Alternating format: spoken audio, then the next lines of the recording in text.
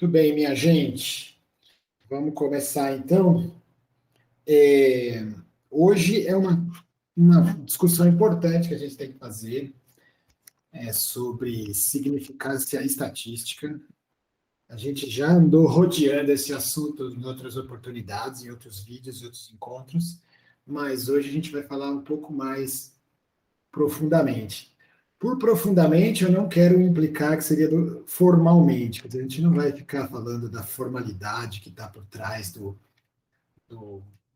desse paradigma de teste de hipótese, nem nada disso. A gente vai falar ainda, vai ter formalismo, mas não o formalismo tradicional.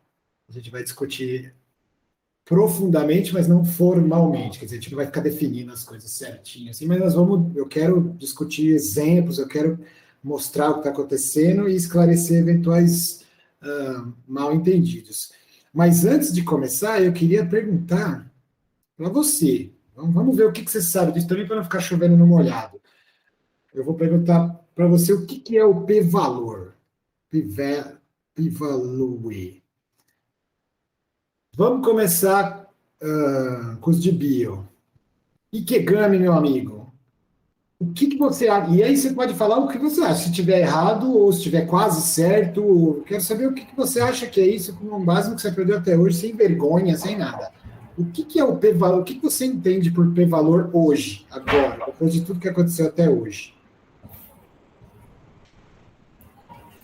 Parece aqueles conceitos que você falou que o pessoal de bio, ele fala que parece o conceito que veio da bayesiana, mas na verdade, não, da tradição, estatística tradicional, mas na verdade veio da bayesiana.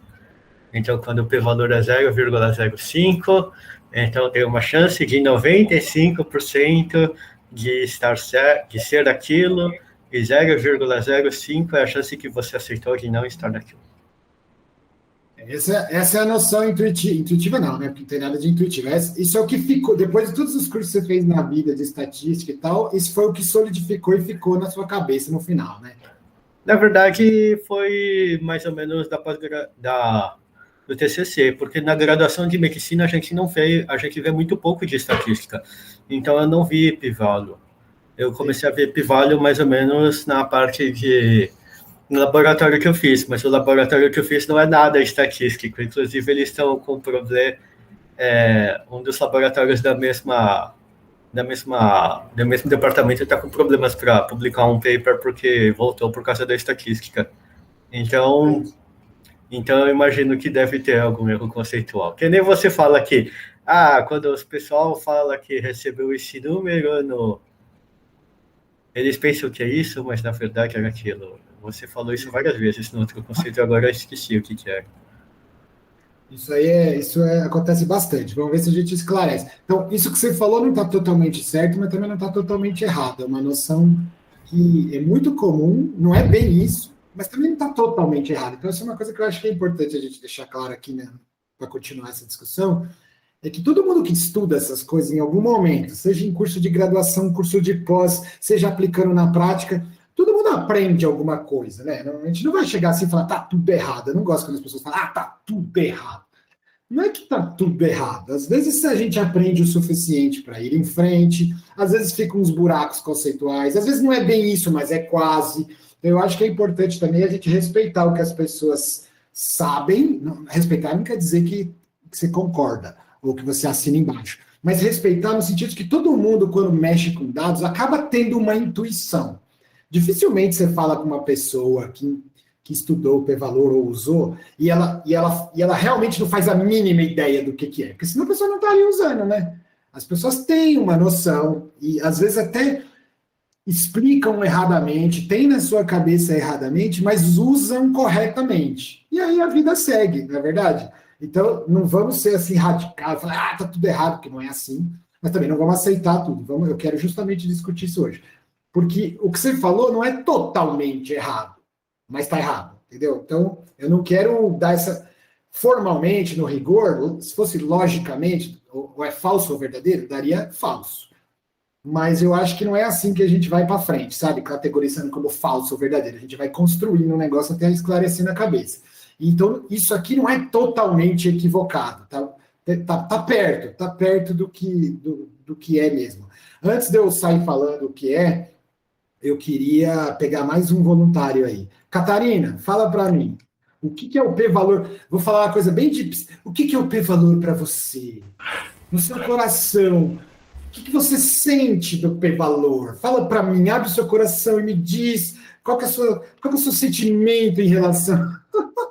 Eu tô de zoeira, tá? Mas fala para mim, o que você acha que é, sem vergonha de falar errado? Eu acho que é a probabilidade de aquilo que você está observando, aquele fenômeno, aquela associação, ser um resultado do acaso ou não. E aí, quanto menor essa probabilidade, ou seja, menor esse valor, né? Menos provável é de que aquilo que você está observando seja fruto do acaso. O que não necessariamente significa que a hipótese que você tem sobre aquilo está correta. Certo, já sofisticou um pouco mais. Tá parecido com a dele, é como se você pegasse a dele ali e desse um power up na direção, convergindo para a melhor resposta mesmo, mas ainda com umas pendências. O que você falou é verdade, mas ainda tem pendências aqui que a gente vai discutir. Então, será? Será? E você, o que faltou? Beatriz, fala para mim, o que você acha que é o P-valor? De tudo que você viu até hoje, consolidou na sua cabeça. Afinal, o que é o P-valor? Sem medo de ser feliz. Tá errado, não tem problema. Eu acho que, assim, que o P-valor seria a probabilidade de você rejeitar a hipótese nula, sendo a hipótese nula verdadeira? Ou é o contrário disso? De quê? Probabilidade de quê?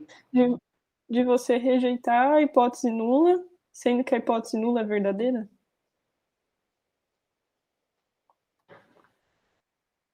Que é o que os dois falaram também. Eu acho que é a ideia intuitiva disso, né? De que o que você está observando, a probabilidade do que você está observando ser... por causa do acaso, né? Que a Catarina falou. Também ficou mais chique, né? Você botou uma roupagem aqui, falou palavras rejeitar, agacer, ficou mais assim, ficou mais chique, mas está indo na mesma. Eu diria que foi aumentando na chiqueza, foi aumentando daqui para cá, foi ficando mais sofisticado e tal. As ideias são parecidas.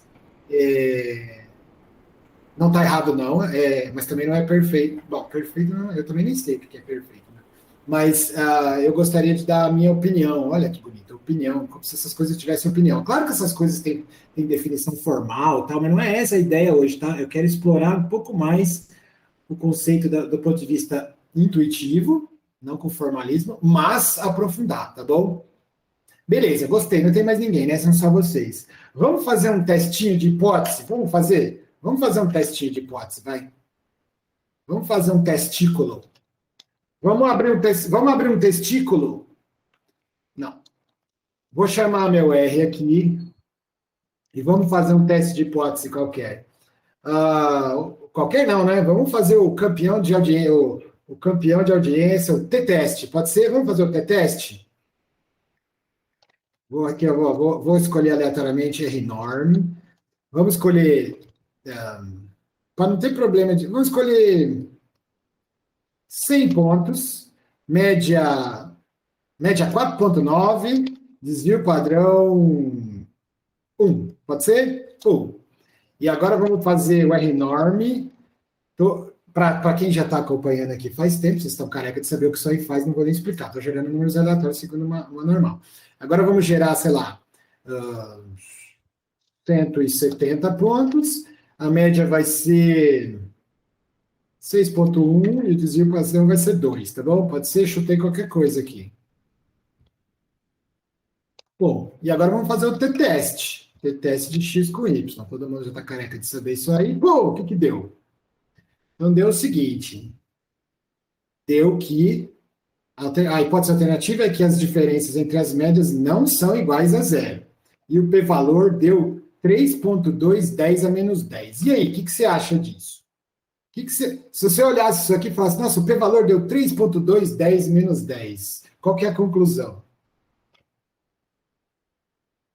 Pode falar, hein? Eu sei que você sabe isso. Então... Que você pode rejeitar a hipótese nula. Não, sempre fica chique, sempre fica chique. Sempre fica chique. O que aconteceu aqui? 3,2, 10 menos 10 quer dizer o quê, então? A diferença entre as médias muito provavelmente não é zero. Exato.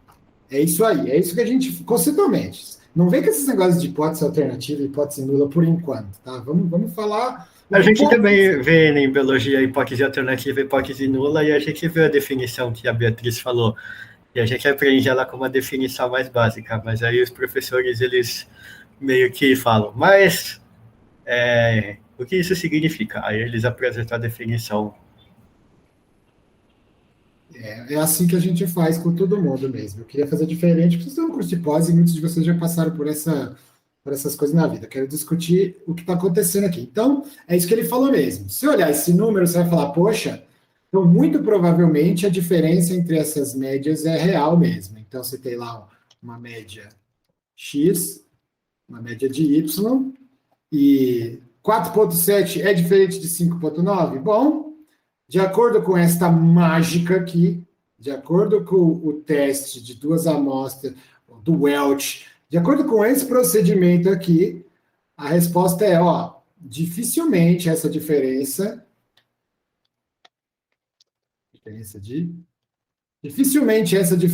aqui seria obtida por pura flutuação ao acaso com esses parâmetros aqui. Você fala, beleza, então eu entendi. Beleza, então vamos aprofundar um pouco mais. Não é verdade que é essa diferença. Porque o teste, a gente fala assim, quer dizer então que a diferença entre as médias é essa. Não é isso. A gente faz, quando a gente bola a hipótese nula e a hipótese alternativa, é isso que nós estamos falando. A hipótese nula é de que não existe diferença entre as médias. Ou melhor, que a diferença entre x barra e y barra é zero. E aí você quer saber, será que isso é verdade mesmo? E aí você fala assim, se não tivesse diferença nenhuma entre as médias, se não tivesse diferença entre os parâmetros de locação, como ficaria a diferença μx e μy? É isso que tem na sua cabeça. Mas não é isso que o negócio está fazendo. Porque não é a diferença entre μx e μy que está sendo realmente medida. Aí vem aquela conversa que a gente falou em vídeos passados, mas eu quero expandir isso, eu quero continuar insistindo nisso. Não é isso que está sendo observado. A gente usa a estatística T no teste T. A estatística T, que é o x barra menos o y barra dividido por... o que é mesmo? Raiz de... Ai, meu Deus do céu, nunca lembro isso de cabeça. Vamos ver. T-statistics. Ops, escrevi errado. T-statistic. Qual que é a equação da T-statistic mesmo? Já esqueci. Tinha que saber isso de cabeça, hein? Ou não. O dia que o Google parar de funcionar... não quero ver. Isso aqui tem tudo a ver com... Isso aqui tem tudo a ver com os ajustes lineares. Eu quero a coisa mais simples. Esse também não. Ué, cadê a nossa estatística T normal? Quer dizer, normal não, tradicional.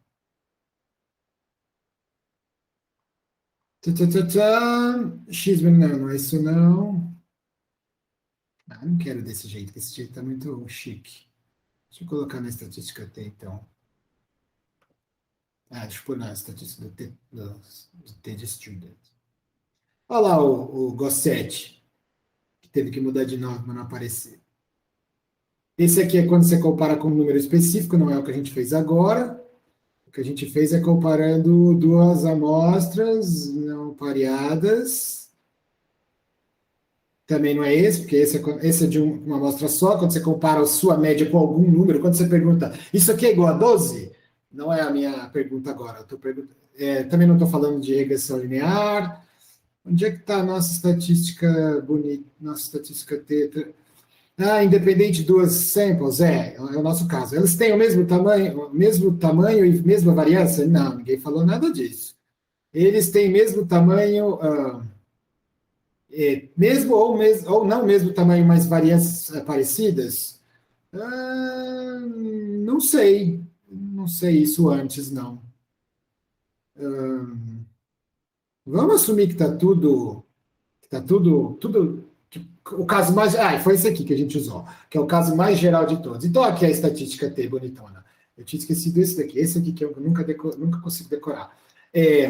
Dividido por raiz de desvio sigma do x. Não, sigma não, vou botar desvio. Vou botar sim para ficar, que é a amostra, né?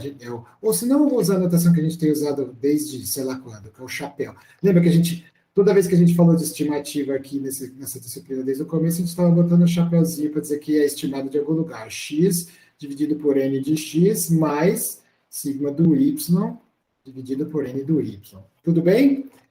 Essa aqui, esse monstrinho aqui é a mesma coisa, tá? Estou só mudando a anotação para ficar igual a nossa. Então, a gente pega e fala assim, eu vou calcular esse número. E aí, a gente já passou por isso, vocês estão lembrando, né? Eu não vou insistir muito nisso, vou passar mais rápido, depois nós vamos fazer um teste que não seja tão tradicional, assim, para a gente ver a estrutura da coisa acontecendo igual para todo mundo, tá bom? Esse que é o objetivo, tudo bem? Tá bom. Tá. Então, beleza. Aí ele vai lá e calcula isso aqui. Cadê o nosso teste? Olha lá, ó. Foi esse valor. Então, não é a diferença entre as duas médias está sendo calculado, mas a estatística T. E nesse exemplo aqui, vamos ver se é verdade mesmo. Média dividido por... Não, é claro que o R calcula certinho, né, gente? Pelo amor de Deus. Square root de desvio padrão de X dividido... É desvio padrão ou variância? Deixa eu ver. Esqueci do quadrado aqui. Quadrado, perdão. É o desvio padrão ao quadrado, então é a variância. Então, desvio padrão ao quadrado, dividido por 100, eu vou botar aqui direto, tá? Dividido por 100, mais desvio padrão de y ao quadrado, dividido por 170. Isso aqui tem que dar, deu certinho? Menos 6,531, lá, sim, cortou aqui arredondou aqui e subiu para, arredondou aqui, arredondou aqui, 6 está mais perto de 9, então esse aqui vira 2. Maravilha! Então, essa é a estatística T. Aí você fala, mas o que isso quer dizer? Bom, agora eu preciso saber se essa estatística T, se esse valor é muito grande ou muito pequeno. E aí, aí vem o raciocínio do teste, que fala assim, bom, se não tivesse diferença entre eles, se x seguisse uma normal, de parâmetro μx, sigma x. Y seguisse uma normal, de parâmetro μy, sigma y. Tudo if. Se isso fosse verdade, e também μx fosse igual a μy, se isso fosse verdade, essa é a minha hipótese. Se não tivesse nada, se não tivesse diferença entre eles, nesse parâmetro, ninguém falou nesse aqui. Vocês viram que tinha uma diferença lá no Wikipedia quando você foi listar as estatísticas T ali? Tinha diferença entre o caso onde as variâncias não são iguais, e aí não são iguais por um tanto aí. É que antes de começar, a gente não sabe essas coisas, né? Você pode até ter uma estimativa da variância, você pode até olhar, a gente podia até olhar e concluir que o nosso deveria ser esse outro aqui, ó. Seria um pouco mais sofisticado, mas eu teria que fazer a continha, não estou a fim de fazer. Que é o caso onde não é tão diferente assim. Mas isso aqui são só ajustes esses casos diferentes, é só para ajustar qual vai ser a distribuição da hipótese nula que vai ser usada mais tarde, que eu nem falei ainda. Então, vamos supor que a gente não sabe e pega esse aqui que é o genérico, tá bom? Genérico. A gente não sabe esses subcasos aí. E também foi esse aqui que foi feito pelo R, então essa é a estatística que vai ser feita. Beleza. Aí você calcula isso aí e fala assim, se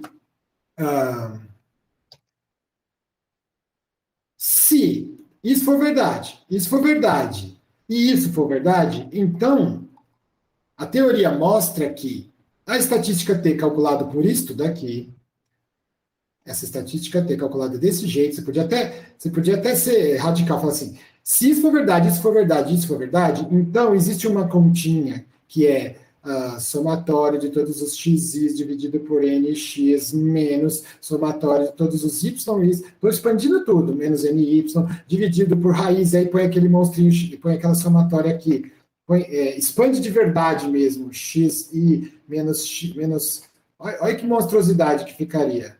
Ninguém faz desse jeito, porque a gente usa esses casos, essas variáveis intermediárias para não ficar esse monstro aqui, dividido por nx menos 1, dividido por nx menos blá, blá, blá, blá, monstro.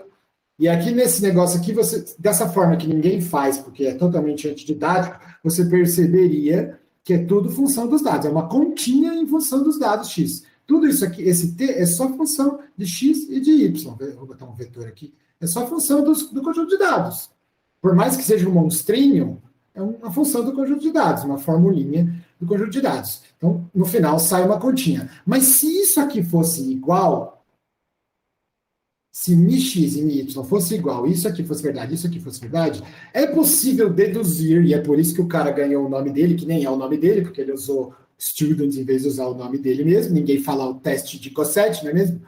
É possível deduzir qual é a forma da PDF, que a gente tanto insistiu aqui nessa disciplina, da PDF TNU. Essa TNU é justamente uma distribuição, uma densidade T de student. Cadê?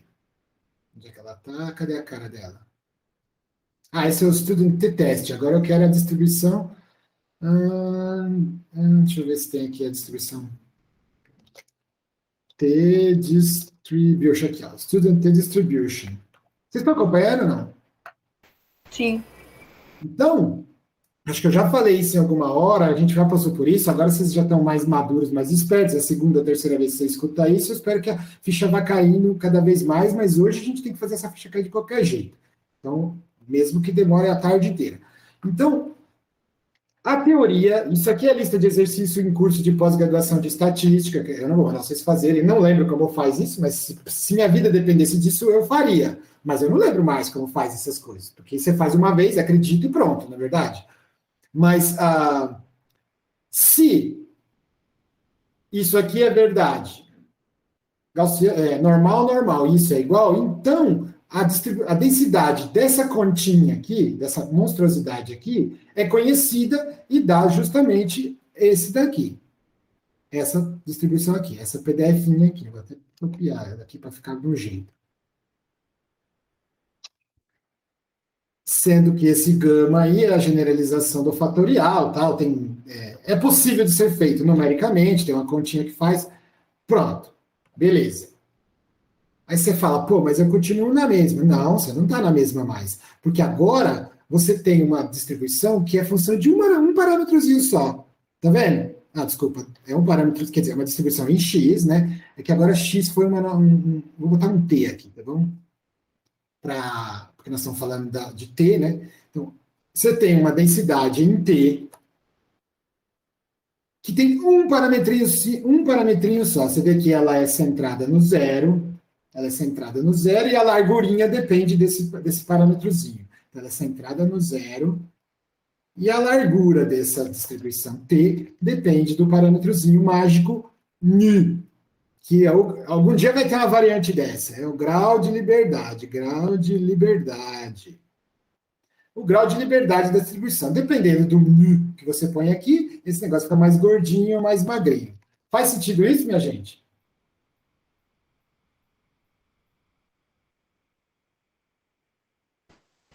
Faz, Mas qual é a relação desse grau de liberdade? Então, este grau de liberdade é a única coisa que está faltando para acabar nosso problema. Se eu te falasse quanto é, se eu falasse que o grau de liberdade é 2.3178, acabava o problema, né? Você ia aqui, se eu te falasse que é 2, você pegava a curvinha roxa, que eu ainda não falei como você vai fazer, mas a gente já viu em outras aulas, mas eu vou insistir hoje de novo. Mas se eu te falasse que é 1, você pegava a curvinha laranja. Se eu te falasse que é 5, você pegava essa curvinha azulzinha aqui, certo? Então, a menos do grau de liberdade, está tudo certo. Se alguém te contar como faz isso, que a gente já chega daqui a pouco. Mas se alguém te contar como faz isso, o resto você faz, não é? Sim. Então vamos supor por um momento, a gente já volta, mas vamos supor por um momento que você sabe achar o grau de liberdade ou que te contaram, tá bom? E aliás, cadê o nosso... Aqui ele calculou que o degrees of freedom, é o new, degrees of freedom, é 267,19.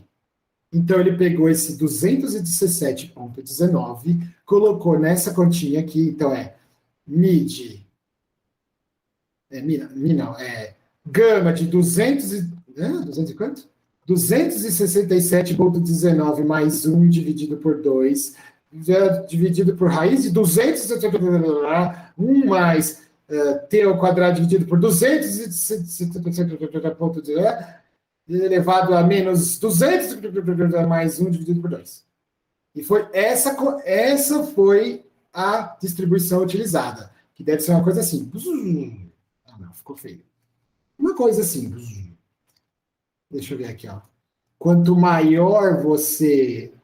você vai subindo aqui no grau de liberdade, ó, o infinito aqui, o pretinho é o infinito. Ótima figura essa do Wikipedia, hein? Deixa eu pôr maior. O pretinho é grau de liberdade infinito. Então, a curva que o R usou está entre essa azul, que é a 5, e a infinita, que é essa preta, tá vendo? A curva apropriada para esse problema que nós estamos tratando agora, que eu inventei agora, é alguma coisa que está entre o azulzinho e o pretinho. Tudo bem? Vai estar aqui no meio. Assim. Aí você pode desconfiar, pô, mas então depois de 5 não faz diferença nenhuma, né? Não faz quase diferença nenhuma, viu, minha gente? 5 eu não digo, mas depois de 1000 igual a 10, a diferença entre o infinito, a curvinha preta de 1000 infinito, ou a curvinha que não está aqui, de 1000 igual a 10, é mínima. Vai dar o p-valor diferente? Vai, lógico que vai. Mas aí você vai estar falando uma diferença entre, sei lá, 3 vezes 10, não, 3,8 vezes 10 a menos 8, e outro que é 5,7 vezes 10 menos 6. Aí você fala, pô, professor, mas é muito diferente, menos 8, menos 6. É muito diferente, realmente, você tem razão. Eu não acredito em nenhuma dessas duas coisas. Por quê?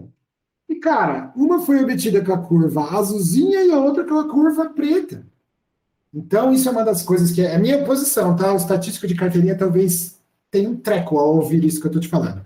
Mas agora eu gostaria que você refletisse sobre essas coisas. Lembra no começo dessa disciplina que eu disse, gente, o pessoal da matemática, na minha opinião, exagera um pouco no nível de surtância e detalhe que eles ficam fazendo com essas coisas, porque quando você já assumiu esse monte de coisa aqui, ó, quando você assumiu várias dessas coisas, você já estava incorrendo em erros de modelagem.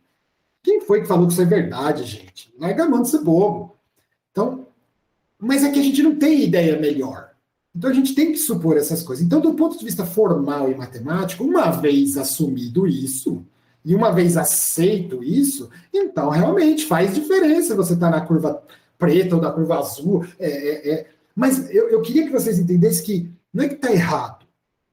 Dentro do universo da matemática, onde o que importa é ser preciso e ter o menor erro possível, blá, blá, blá, blá, blá, blá, blá, todas essas coisas são super válidas, tá? Super válidas. Mas quando você dá um passo para trás e pensa, mas espera aí, para que eu estou fazendo isso? Para medir coisas do mundo real, que tem muito mais problema do que esses detalhes matemáticos. Quando você pensa nessas coisas, dá um passo para trás, e você vê que a diferença entre a curvinha do infinito e a curvinha do azulzinho, com grau de liberdade 5 e grau de liberdade mais infinito, que a diferença é mínima, você começa a não respeitar tanto essas conversas, você começa a achar que é sexo dos anjos, que os caras estão discutindo o detalhe do detalhe do detalhe do mundo fictício. É que nem ficar discutindo, por exemplo, os caras discutindo séculos e séculos de teologia, sem querer falar que teologia é inútil, não é isso. Em nenhum momento aqui nessa discussão eu disse qual era o tipo de dado que estava sendo tratado, certo? Eu não falei nada disso. Eu simplesmente falei, acredite nisso e acredite nisso, então vai acontecer tal coisa. Eu não falei que tipo de dados é. Esse contexto, essa coisa que você trouxe era bem na linha do que eu estava falando mesmo, de que a gente tem que ter bom senso, tem que dar um passo para trás. Mas mesmo assim, mesmo se eu estivesse falando de um negócio super preciso, com sigmas infinitamente preciso e tal, mesmo assim, quando você, do ponto de vista de modelagem, fala isso, mesmo que os seus dados sejam precisos, você não sabe se é mesmo uma gaussiana. Mesmo que a sua variância seja pequena, você não sabe se isso aqui é verdade. Se você não for lá olhar. Mesmo quando os dados são bem precisos, quando a necessidade de precisão é grande, existe um erro intrínseco de modelagem, que é quando você fala, vamos supor tal coisa. E aí não tem a ver com os dados, não tem a ver com o experimento, tem a ver com você ter colocado uma gaussiana aqui. Então, eu não estou desmerecendo o que você disse, mesmo porque eu concordo totalmente. Mas eu quero adicionar uma outra dimensão aqui. Não é só isso. Não é só uma questão de, mas é biologia, mas é física. Tem isso, é importante ter isso em mente, mas tem também uma questão de modelagem. Você já chegou falando certas coisas que talvez tenham um impacto bem maior do que a diferença entre a curva com grau de liberdade 5 ou grau de liberdade infinito, que causaria uma diferença de você ir parar daqui até aqui. E aí, na biologia, você não se importa, se for outras aplicações, você se importaria sim. Ou se você tiver depois que dividir isso por algum valor, ou se você está fazendo aqueles ajustes por múltiplas correções, coisa que o pessoal faz também, que é importante, que está tudo em qualquer lugar, está tudo em qualquer lugar. Então, o que eu estou trazendo para você aqui é, presta atenção que no decorrer desse procedimento todo, existem coisas que deveriam ter mais atenção sua do que outras. Você assumir isso e assumir isso é uma das que deveriam ter atenção. Você assumiu, professor? Porque senão eu não consigo fazer a curva teórica nula. Eu não consigo fazer a distribuição, a densidade de probabilidade nula. Nula é um nome que as pessoas usam, que é da hipótese nula, que é o de situação sem graça, é o controle negativo. É que nesse caso aqui é um controle negativo teórico, né? A gente não fez experimento de controle negativo nenhum. Eu estou encaminhando para a continuidade da discussão daqui a pouco, onde a gente vai sair desse teórico e falar sobre experimental ou simulação. Então, primeiro eu queria fazer esse aqui, que é o tradicional, o teórico. Então você chega e fala assim, se for gaussiano e não tiver diferença nenhuma no parâmetro, ou seja, o controle negativo, né? Controle negativo, nesse caso, teórico, como ficaria? Ficaria assim. Não estou conseguindo desenhar, pronto. Ficaria assim. O R falou para a gente que é essa curva aqui. Aí eu falei para você, bom, eu não sei qual que é essa curva, mas certamente está mais próximo da preta do que a azulzinha, e eu espero ter te convencido que não é uma coisa que você fala, nossa, que diferença, hein? Como minha vida vai ser diferente por causa disso. Entre o azul e o preto, se estiver mais perto do preto. Bom, mas acontece que os diversos métodos, principalmente esses que são clássicos e famosos, que estão listados por aqui, a maioria das diferenças está em justamente o que a coleguinha perguntou agora há pouco. E aí, como é que eu faço isso aqui? Eu pedi para você acreditar, eu pedi para você aceitar agora há pouco que se eu tivesse o grau de liberdade, então o resto era fácil. Você aceitou? Sim. Se eu tivesse o grau de liberdade, o resto era fácil. Era só pôr nessa continha, fazer essa densidade de probabilidade e descobrir o p-valor que eu não contei, mas a gente já viu em aulas passadas, mas daqui a pouco eu conto de novo. Aí era fácil. Tá, mas e como é que faz isso? Aí que vem a diferença entre os métodos. Tem uma formulinha que calcula qual é qual é o grau de liberdade que tem que ser usado de acordo com a situação que você está. Então, vamos ver aqui. Eu não lembro quais são cada um, mas, por exemplo, beta function, não. Cadê o...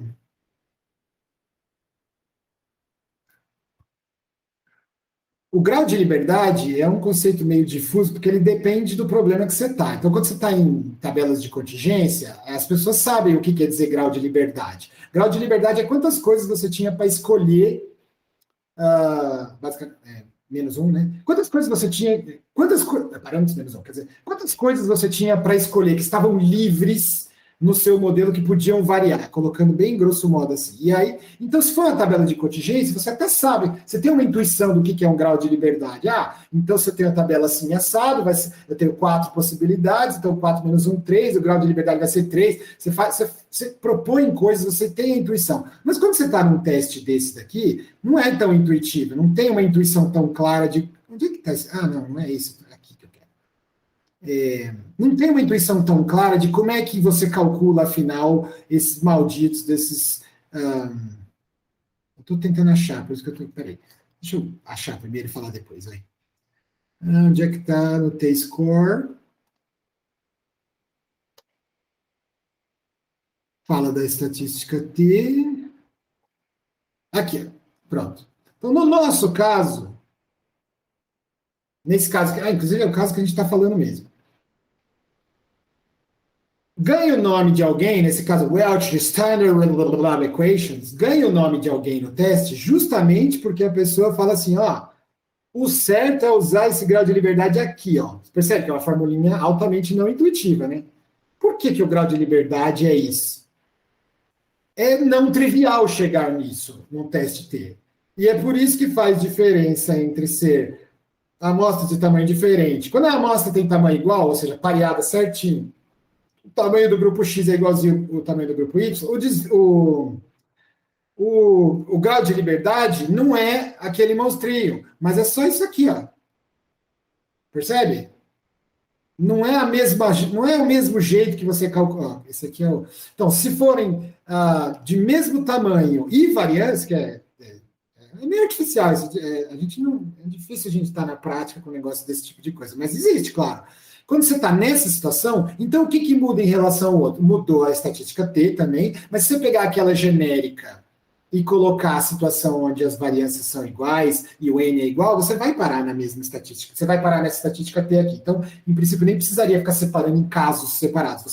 Você pega o genérico, você vai parar nessa formulinha aqui. Mas o que você não vai parar, quer dizer, até iria se esforçar, é o grau de liberdade. Então, o grau de liberdade, dependendo de qual é a situação que você está aplicando no seu teste T, o grau de liberdade é uma quantia diferente. Nesse caso é simples, é 2n menos 2. Por que você tem... porque, na verdade, n... Como é que é? É n menos 1 mais n menos 1. Então, ficaria 2n menos 2. Podia colocar n menos 1 mais n menos 1, que é o tamanho n de uma amostra menos 1, que o grau de liberdade é sempre menos 1, porque é o último, você não tem escolha, você tem que aceitar o que deu. E como você tem duas amostras, tem um outro conjuntinho de n menos 1, e aí fica 2n menos 2, quando você está lidando com esse tipo de coisa. Dá para explicar desse jeito? Dá, mas não é a explicação verdadeira. Isso é uma tentativa de dar a intuição do grau de liberdade. E o grau de liberdade em cada teste é uma das coisas mais obscuras que tem, porque você tem que destrinchar o negócio para saber qual que é o grau de liberdade. Eu nem vou fingir que eu sei exatamente como funciona em cada caso. Não sei. Se for complicado, se for uma situação complicada, eu também não sei como é que faz. Eu sei que tem como fazer, tem uma filosofia por trás, você pode acompanhar e chegar no resultado, talvez não descobrir, mas se alguém te contar, você acompanha e está tudo devidamente registrado em algum lugar, ou seja, as pessoas sabem, para esses clássicos, qual que é o grau de liberdade de cada um. Mas, na minha opinião, esse tipo de discussão é o que eu chamaria de sexo dos anjos. E os estatísticos rolam no túmulo ao ouvir esse tipo de coisa, mas é verdade. Quer dizer, na minha opinião, né? Porque essa discussão, esses detalhes, essa minúcia de grau de liberdade, mas vai ser isso, vai ser aquilo, como é que calcula o detalhe do grau de liberdade, essa minúcia, na minha opinião, ela é pálida quando você pensa nas coisas que você está fazendo, seja biologia ou não, tá? Mas na biologia mais ainda, conforme o colega falou agora há pouco. Então, não estou falando isso para dizer, não precisa, esquece. Precisa porque todo mundo usa, mas eu acho que você não deve... Isso não faz parte dos fundamentos, da coisa que você tem que ter na sua cabeça para entender o teste e entender significância para valer. Porque isso faz parte das minúcias e dos detalhes de como chega corretamente num negócio. Cliquem corretamente, que você vai ver, corretamente dado isso. Essa é a ideia que eu estou tentando te passar. Então, quando fala, não, mas isso está errado, não é assim que calcula, eu falo, peraí, cara. Você já começou assumindo que é uma gaussiana, fica na sua aí, vai. Não vem com essa de tá errado, não sei o quê, mas tá faltando um N, porque tá tudo errado desde o começo. Todos os modelos são errados, só que alguns são úteis, na verdade. Estou conseguindo passar essa ideia para você? Não estou querendo dar uma de anarquista e libertário e você queimar todos os seus livros de estatística, não é isso. Mas eu quero que nesse nível que você já está, que você reflita sobre essas coisas, não fique tão desesperado quando você esqueceu qual que é a formulinha do new. Então você assume tudo isso, blá, blá, blá, você achou seu new, você procurou no livro, procurou no R, ele disse que vale tanto, em algum lugar deve ter isso, é assim que calcula, toma aqui seu grau de liberdade, é assim, pô, beleza. Seja por estatística assintótica, seja pela mágica da matemática que for necessário para justificar essas coisas, e uma vez feito, você segue se você estiver nesse sistema. Aí você põe na densidade, calcula aqui, e agora vem o toque final. Uma vez feita a distribuição nula, que é a densidade de probabilidade dessa continha mágica, se não tivesse diferença entre... Olha só que mouthful, aí eu vou voltar para o que a pessoa falou aqui. É a probabilidade do fenômeno ser resultado ao acaso? Então, não. Tá? Isso aqui, você simplificou. Esse é o que o povo quer. Como o coleguinha falou no começo também. Essas ideias de... O que tem na cabeça das pessoas não é necessariamente o que foi feito formalmente. Por isso que é importante ter dois níveis de pensamento. O formal mesmo, técnico, e o conceitual, big picture, olhando por cima. É difícil fazer o conceitual olhando por cima e encaixar com o técnico, porque quanto mais técnico você ficar, mais chato fica, mais detalhista, mais cheio de hipóteses, mais cheio de assumptions, mais cheio de detalhezinho e mais perdidas as pessoas ficam. Mas é necessário, é um negócio técnico. Agora, se você voltar para trás, você olha o geral, mas também você pode ter certeza, probabilidade 1, de que você vai estar falando besteira do ponto de vista formal. Então, é verdade que o p-valor probabilidade do fenômeno ser resultado ao acaso? Não, não é isso. Tecnicamente, é muito mais cheio de onda do que isso. Mas, do ponto de vista das ideias, é mais ou menos isso sim. Por quê? Vamos tentar parear isso que foi dito conceitualmente com o que está realmente acontecendo aqui embaixo. Então, eu tenho uma densidade de uma variável aleatória que eu estou supondo que obedece várias condições. Essas condições que elas estão obedecendo é o mais próximo da matematização que eu consegui fazer de ao acaso. Essa ideia que está embutida na frase dela aqui, ó, de resultado ao acaso, sabe? O mais próximo que eu consegui matematizar para essa ideia de resultado ao acaso foi isso. Mentira, né? Porque depois as pessoas foram desenvolvendo, mas no contexto do teste T aqui, o mais próximo de matematiquês técnico para falar o que ela queria de resultado ao acaso é isso. Não concordo? Então faça algo melhor. Existem outros? Existem, mas vamos ficar com esse. Então, eu matematizei o que ela disse. Eu não, né? Estou só mostrando aqui. Eu matematizei o fenômeno ser resultado ao acaso, eu matematizei isso por todo esse conjunto de hipóteses, de historinha, para finalmente chegar nisso. Então, essa é a distribuição de quando nada de legal está acontecendo. A nula. A distribuição de... Então, essa densidade aqui diria qual é a probabilidade de obter um valor T específico se nada de interessante estiver acontecendo. Apenas por flutuação aleatória, obedecendo isso e aquilo. Tudo bem?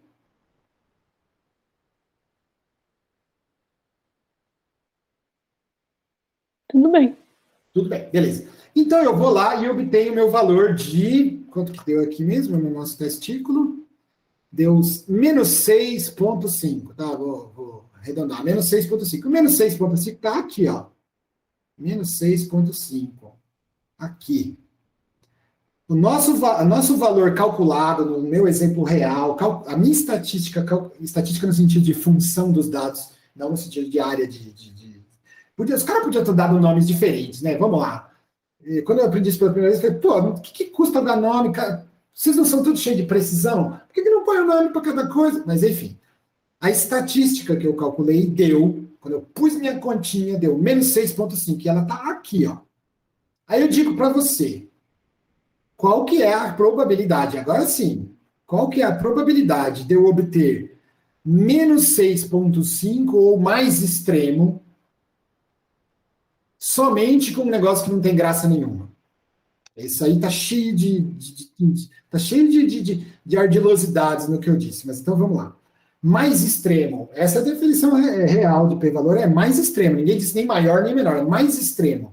No caso aqui, mais extremo seria para cá, seria mais negativo ainda. Isso quer ser mais extremo. Faz sentido, gente? Os conceitos fundamentais são muito importantes, porque se você entender essas coisas assim, se você tiver isso incorporado na sua mente mesmo, quando você abrir testes estatísticos diversos, parece que serve essa disciplina, de fundamentos, não é? Aí você vai falar, tá, eu quero que você bata o olho nos testes da vida aí e identifique esses elementos que eu estou te contando. Daqui a pouco nós vamos fazer outro que não seja tão basicão quanto o teste T e ver se a gente acha esses elementos. É por isso que eu estou falando desse jeito, tá bom? Então, ó, mais extremo nesse contexto que a gente está falando seria uma estatística T menor ainda. Qual é a chance de eu obter menor ainda do que 6,5? Então, ó, já diferiu um pouquinho aqui do que você falou. Qual é a chance do fenômeno ser resultado do acaso? Eu talvez gostaria de falar qual é a probabilidade de eu obter exatamente menos 6,5. Mas aí, como a gente já estudou em vídeos passados, a probabilidade é zero, né? Porque se é uma densidade, se é uma variável aleatória contínua, a probabilidade de um ponto específico é zero. E aí já começam as frustrações. Pô, o que eu queria mesmo é um método que eu falasse assim, qual é a probabilidade desse negócio ser um acaso? E ele falasse zero. Aí eu falo, ei, beleza, é isso que eu queria, mas não tem isso, não existe isso. Para chegar nessa ideia, a gente tem que matematizar a coisa e formalizar e deixar a coisa técnica. E aí, a gente tecnicaliza as coisas, faz o teste mesmo, mas na nossa cabeça a gente continua com essa ideia de o que eu quero é a probabilidade do negócio não ser feito ao acaso. Porque é isso que eu quero, mas não é isso que a matemática está te dando.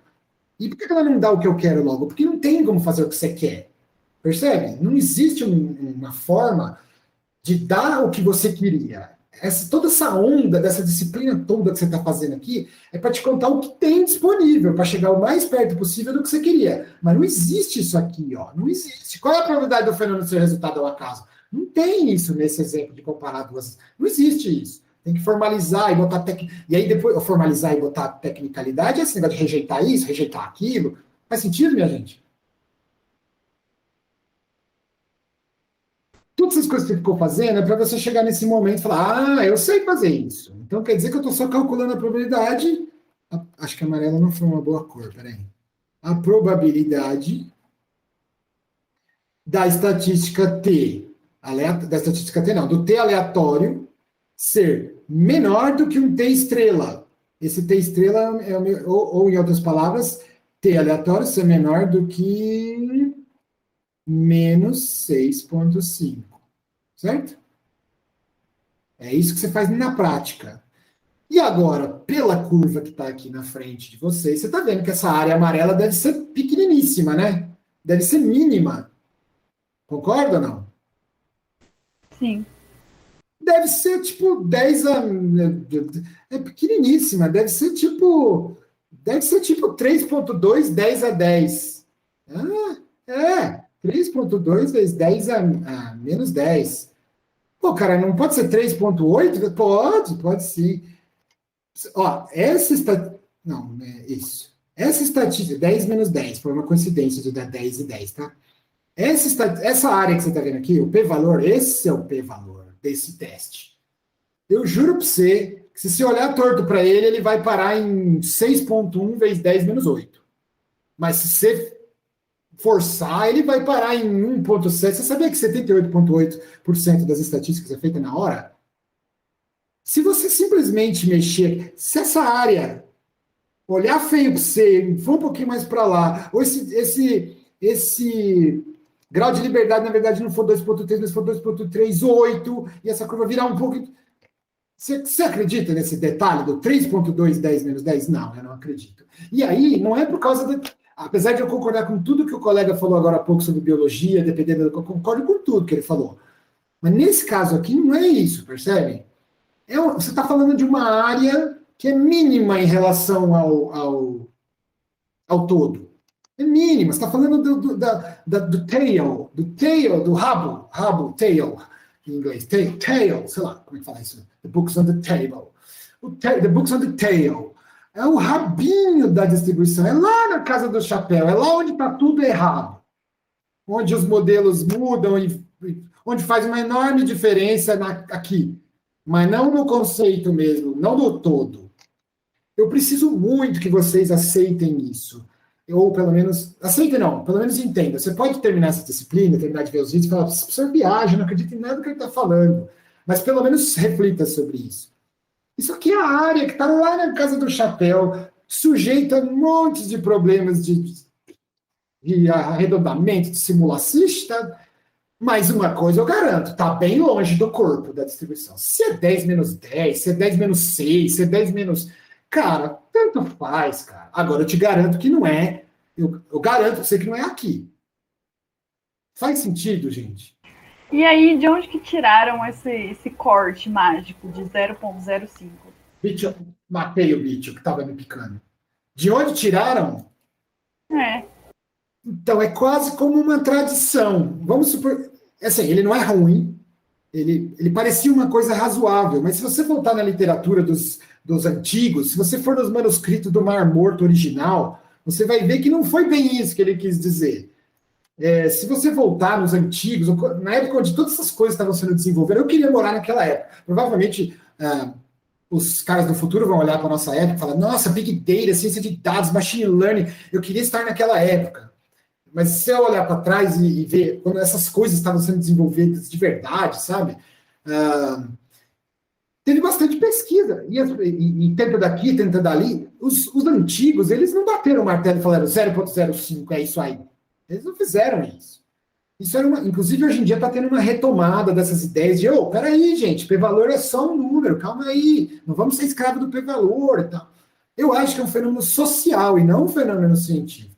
Essa coisa incrustou nos cursos de graduação. Aí um monte de aluninho que só queria, com todo respeito aos aluninhos, mas tipo, o cara tinha que se formar, ele tinha que... Aí o médico vira e fala com toda boa vontade, fala, afinal, corto aonde, gente? Não tenho tempo para essas conversas todas aí, de P-valor, tudo muito... Mas onde que eu corto? Onde que eu corto? Eu preciso cortar. E aí, corta no 0,5, entendeu? É uma coisa que foi ficando. Não, 0,5 não, 0,01. Não, 0,05. Cara, se eu te falar que imagina você escrever um paper, um trabalho, um artigo, dizendo que você cortou no 0,483. O que você acha que vai acontecer?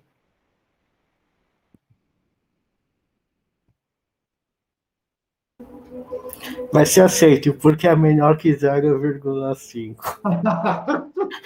Boa, não era, tá bom, não era isso que eu queria. Tá bom, você me pegou. Eu vou falar. Tá bom. Não era isso que eu queria, não era isso onde eu queria levar. Vou pegar outro, então. 0,531. Eu cortei no 0,531. O que você acha que vai acontecer? As pessoas vão falar o quê? Não pode. Por que não pode? Mas da onde você tirou 0,531? Do mesmo lugar que você tirou o 0,05. Não, peraí, acho que aqui eu exagerei. Errei. Falta um zero aqui. 0,531, pronto. De onde você acha que eu tirei? Do mesmo lugar que você tirou esse, cara. Do seu, isso mesmo, do seu aleatórios.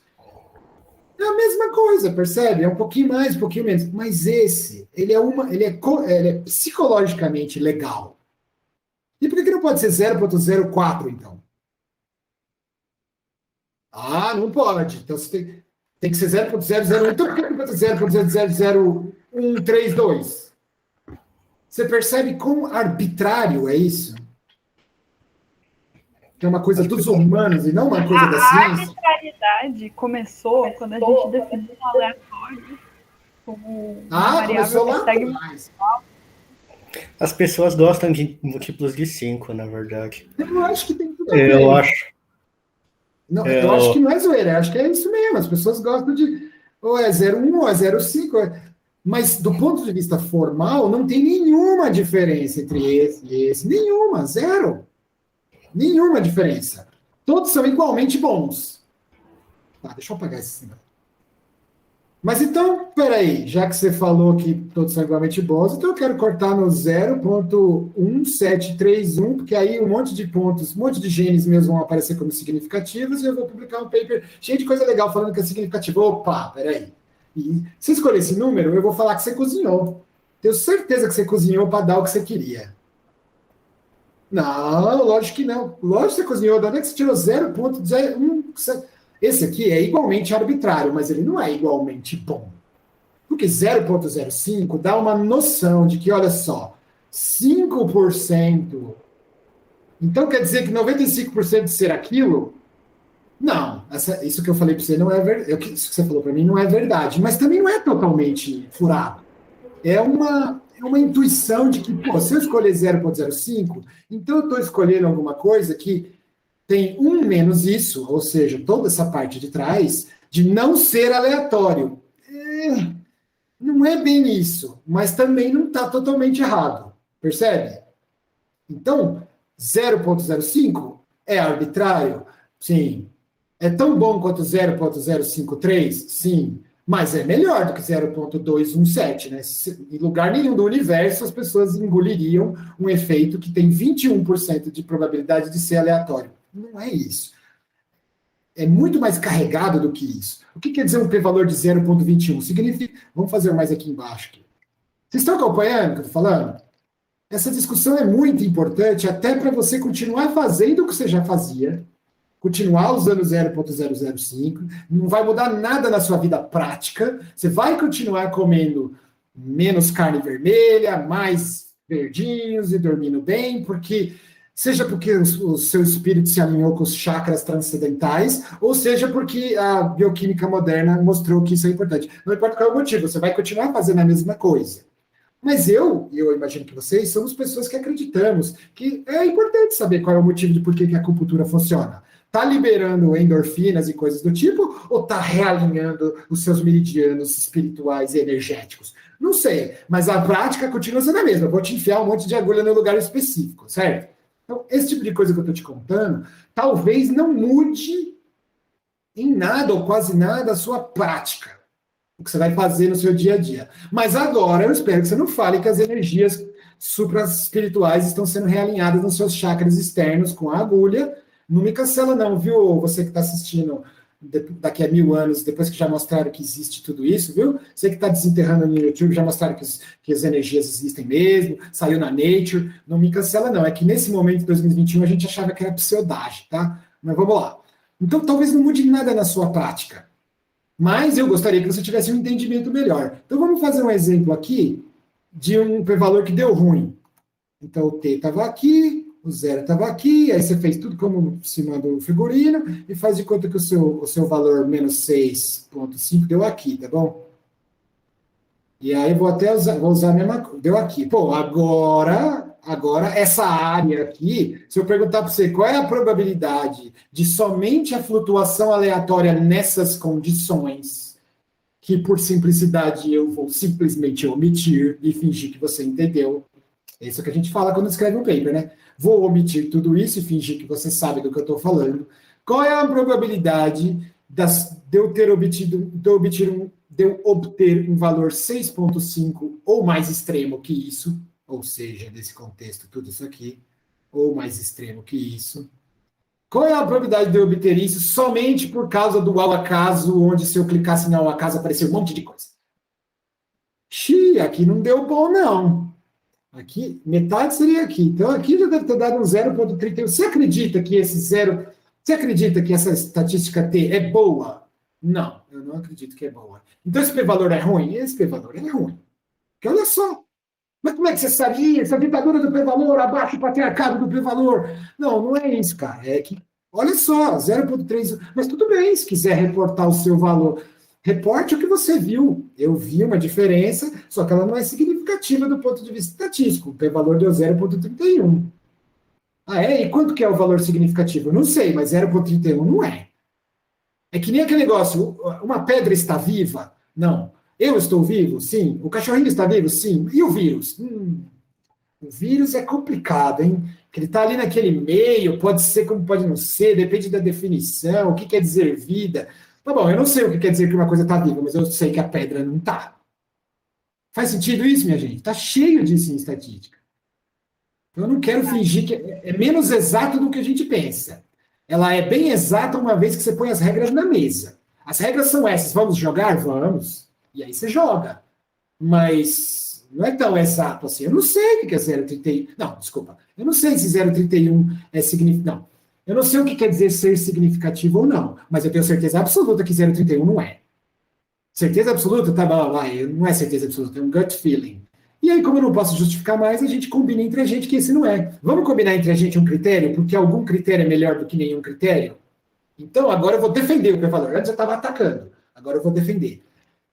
E pelo menos é algum critério, entendeu? Tem um monte de efeitos colaterais, as meta-análises, tudo quanto é coisa, esse monte de falsos positivos que não transladam, não se traduzem em medicamentos reais para salvar pessoas, mas está cheio de paper.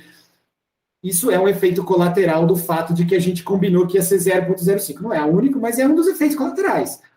Da crise de reprodutibilidade da ciência, uma parte importante dessa crise é o fato de que nós combinamos 0,05. E se a gente tivesse combinado menos?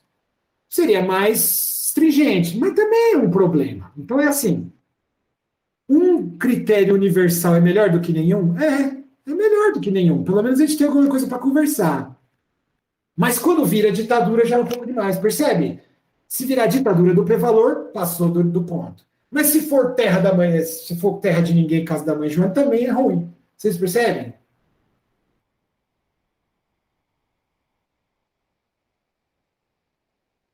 Sim. Então, beleza.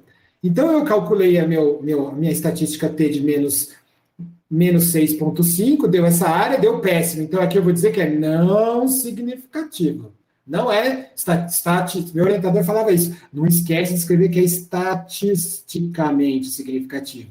Porque significativo no mundo real mesmo, é que a significativo é uma palavra complicada. Tinha que ter uma para significativo versus relevante. Tem coisa que é significativa, mas não é relevante. Vocês viram no vídeo que eu passei para vocês, né? Que tem a questão da força do... Um dos vídeos aí que vocês deviam ter assistido, eu acho que assistiram antes de chegar aqui, da aula que eu dei lá outro dia e gravei para vocês, falava sobre a força do efeito e a significância estatística do efeito. São coisas diferentes, blá, blá, blá, elas andam juntas, blá, blá, blá, isso já foi... recomendo que você assista de novo se for necessário. Mas uma coisa ser relevante não quer... Ser significante do ponto de vista estatístico não quer dizer que ela é relevante do ponto de vista da área que você está tratando. Isso aí é óbvio para qualquer um que faz experimento na vida, né? Mas, por incrível que pareça, é uma coisa que tem que ser discutida.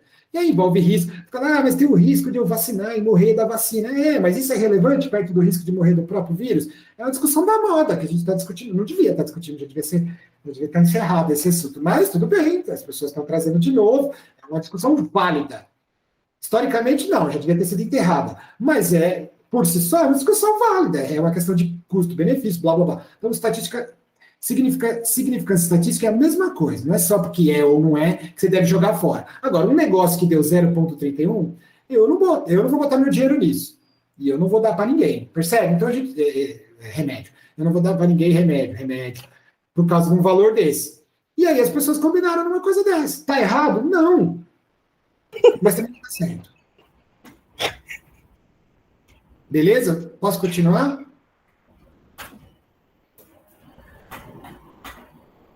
Posso continuar?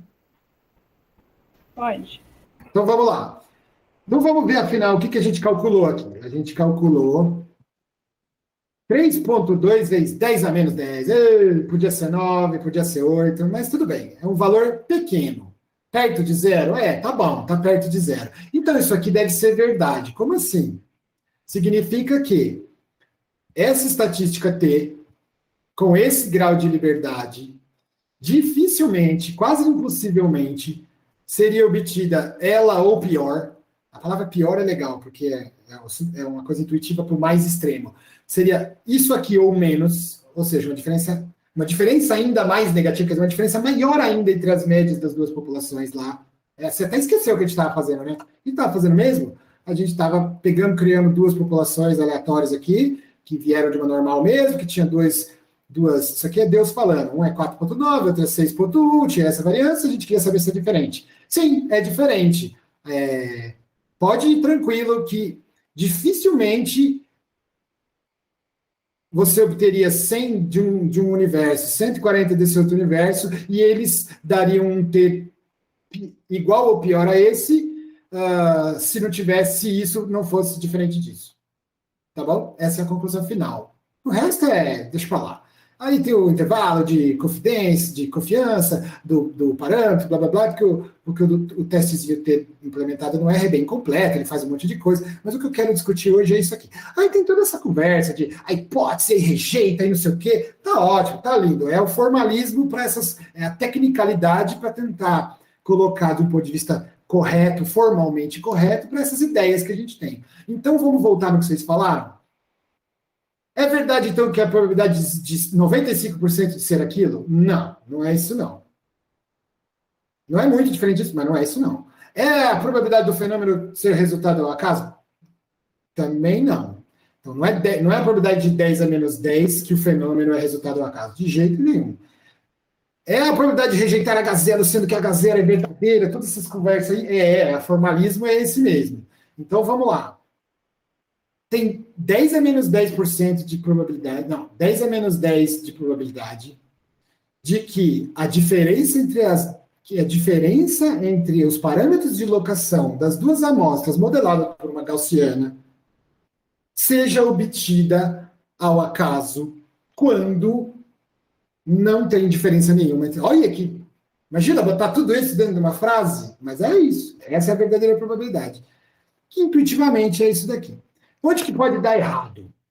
Então, vocês entenderam o que é? Agora vamos entender o que não é também. O que pode dar errado.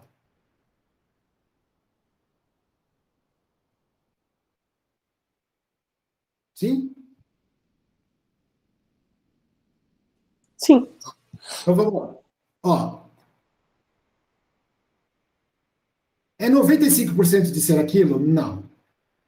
É 95% de chance de não ter sido obtido por uma flutuação aleatória segundo o modelo específico do que eu quero dizer aleatório. Xiii, pois é. Então, esse ao acaso demanda explicação. É ao acaso segundo um modelo específico. Mas e se eu não concordo com esse modelo, ou se eu descobrir que não é, então esse valor já não serve para nada. Quer dizer, para nada não, ele pode te dar uma indicação, ele é tão pequeno, esse valor deu tão pequenininho, que tem um indício, assim, mesmo tendo um monte de defeitos e um monte de aproximações, seja uma vaca esférica no vácuo, mesmo com um monte de aproximações, ele já pode ser útil. Então, não estou falando que você não tem que usar essas coisas. Se fosse uma porcaria, não teria sobrevivido até hoje, né, minha gente? Também tem isso. Até hoje a gente fala desse treco. Você acha que todo mundo que estudou isso era idiota? Lógico que não, né? Tem seu valor, tem seu p-valor.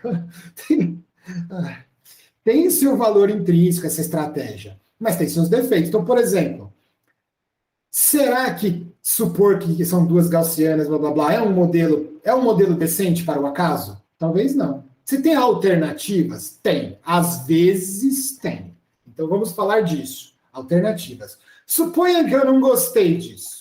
Não, isso aqui está errado, sei lá por quê. A gente fez vários exercícios aqui, onde a gente tinha distribuições diferentes, e a vida às vezes joga distribuições diferentes. Então, vamos supor que não, tem coisas que não dá, não pode ser isso aqui não. Então, vamos ver o que dá para fazer.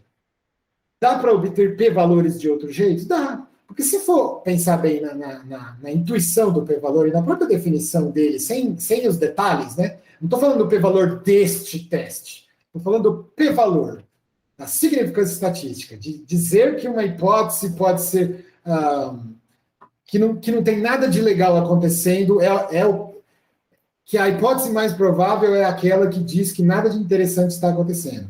Demanda você definir o que quer dizer interessante, demanda você definir o que quer dizer o acaso. Então vamos supor que você tem muitos e muitos e muitos dados de controle negativo.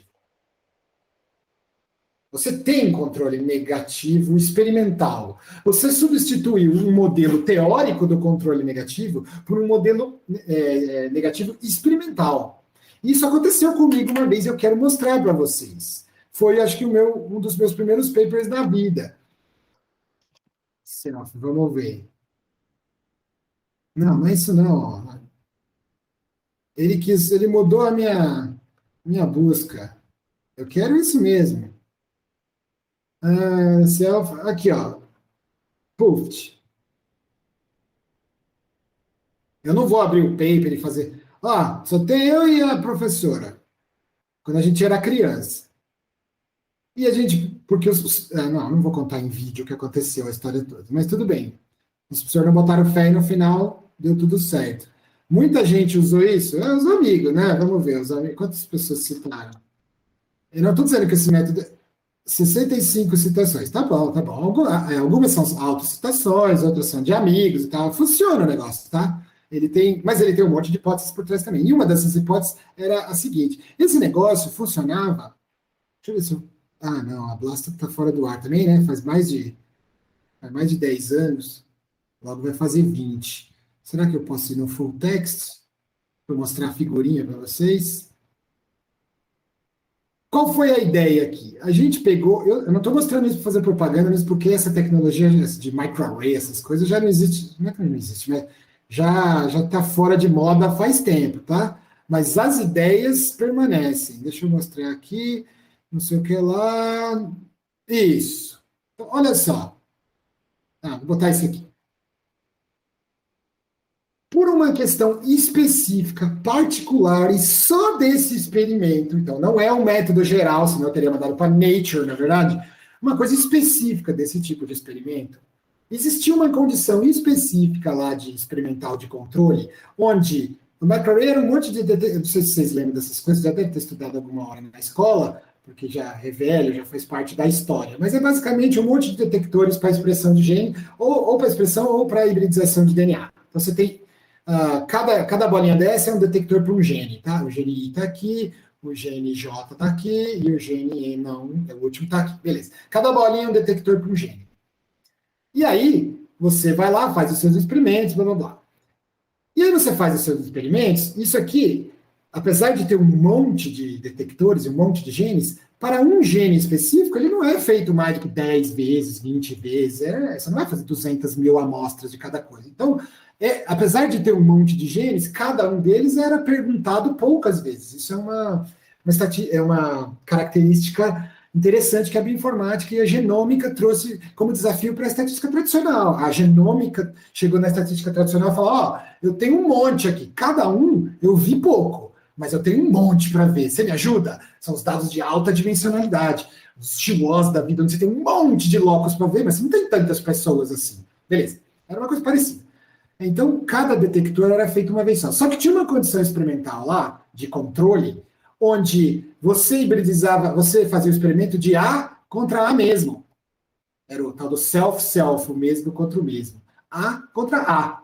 O A contra A mesmo. Não era nem a linha, nem nada. Era ele contra ele mesmo.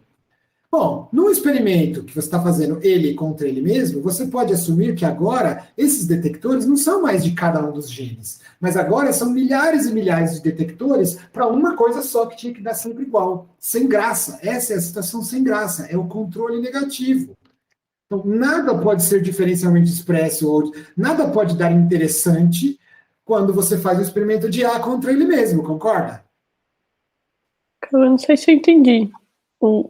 O A seria o experimento inteiro. Sei lá, o paciente com câncer. E aí você vai lá e pega o próprio paciente com câncer e mede ele de novo, digamos assim. Não era bem isso, tá? Não tinha nada a ver com câncer. Mas é quando você mede a condição A contra A mesmo. A mesma de novo, repetindo, uma réplica. Em vez de fazer a condição A contra a condição B, você pega a condição A contra a condição A e aí não tem que mudar nada mesmo. Isso, o tratado 1 contra o tratado 1. Não, desculpa, o tratado 1 contra o tratado 2. O controle 1 contra o controle 2. Você concorda comigo que é o controle negativo? É o experimento do controle negativo, é o experimento nulo, é o experimento que não pode dar nada. Porque, por construção, não tem nada acontecendo ali. Concorda? Concordo. E aí, quando você entende o fundamento dessas coisas aqui, você percebe que é uma forma experimental, muito mais próxima do que os experimentais estão acostumados a fazer. Aliás, aqui nenhum experimental discute esse tipo de coisa. Fala, tá, o controle negativo? Legal. O controle negativo é aquele experimento que não pode dar nada, porque foi desenhado para não dar nada. Ele não pode dar nada de interessante. Quando você faz um teste de hipótese, teste T que seja, faz toda aquela onda da distribuição nula, é basicamente isso que você está fazendo. Aqui você está bolando o experimento controle negativo, só que é o experimento controle negativo teórico. O que teria que dar se não tivesse diferença nenhuma? Certo?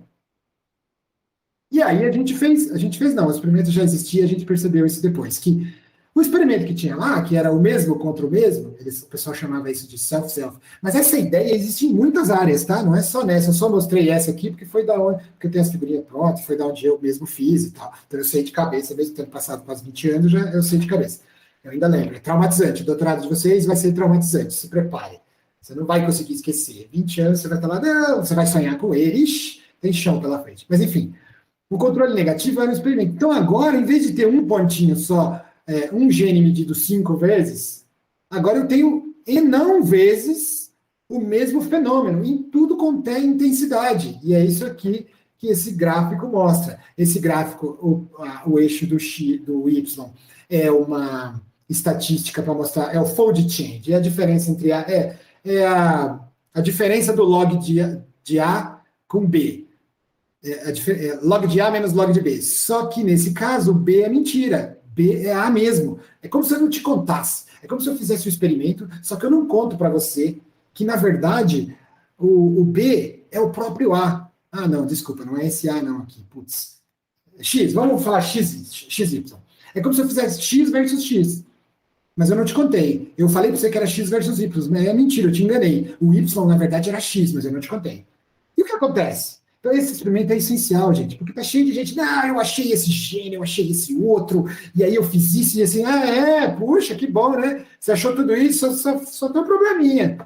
Você sabia que que o Y, na verdade, é igual a X, não tem diferença nenhuma? Ups. Você tá vendo esse ponto aqui, ó? Esse ponto no meu mouse, esse. Tá vendo? Sim. Se você não soubesse que eu te enganei, que esse é o experimento controle, você ia falar que esses genes são importantíssimos. Olha que legal, esse gene está super importante, porque ele está muito mais que a população, da diferença. Coisa nenhuma, isso aqui é o mesmo experimento feito dos dois lados. É o A versus A, é o X versus X. É o tratado 1 versus tratado 2. São as réplicas, réplica 1 versus réplica 2. Por que eu estou contando toda essa história? Porque para pessoas que fazem experimento, isso aqui não é um bicho de 7 cabeças. Você até fala, nossa, pode crer, né? Coisas que todo mundo é acostumado, ninguém acha nada demais nisso. Só que o tchan é você entender que, conceitualmente, isso aqui pode ser o substituto da sua distribuição nula, cheia de hipóteses nada a ver teóricas. Para que assumir um monte de coisa teórica se você pode ir lá e fazer o verdadeiro experimento nulo? Quer dizer, comparar a coisa com a coisa que não tinha que ter diferença nenhuma. E aí, você faz a distribuição da sua estatística, e vai lá experimentalmente ver qual é a diferença. Essa aqui Então, essa daqui é a distribuição, a densidade da diferença entre dois experimentos que não podiam ter diferença nenhuma. Você vê que dificilmente. Tá dando para ver ou tem que abrir maior? Ah, meu Deus. Perdi. Dá para ver. Dificilmente um experimento que tem a mesma coisa dos dois lados, teria uma diferença M maior do que 1. Ou seja, se eu observar 2, é porque é para valer. Pelo menos segundo a esse modelo. Ou seja, essa estratégia ela não está imune às críticas que essa também tem. Quer dizer, que essa daqui também tem. Você cria um modelo do que você quer dizer com sem graça. E depois compara o que você observou com o sem graça. O sem graça pode ser o que todo mundo faz, teórico, gaussiano, não sei o que lá, da estatística T, blá, blá, blá. Ou sem graça pode ser uma coisa mais sofisticada. Você pode montar um experimento, armadilha, controle, que não pode dar nada. E tudo que der é porque é ruído, é ao acaso. Sacou? E o p-valor é calculado exatamente do mesmo jeito, quer dizer, conceitualmente, não na prática. Então, em vez de você fazer toda essa matemática aqui, você estima experimentalmente a sua distribuição nula, e o resto você faz igualzinho. Então, vamos pegar esse exemplo aqui. vou pegar esse exemplo aqui. Vamos supor que eu estimei experimentalmente essa distribuição, essa densidade. A partir dos dados de um experimento fake, de um experimento que... Fake é feio, mas não tem nada de fake nisso. É um controle.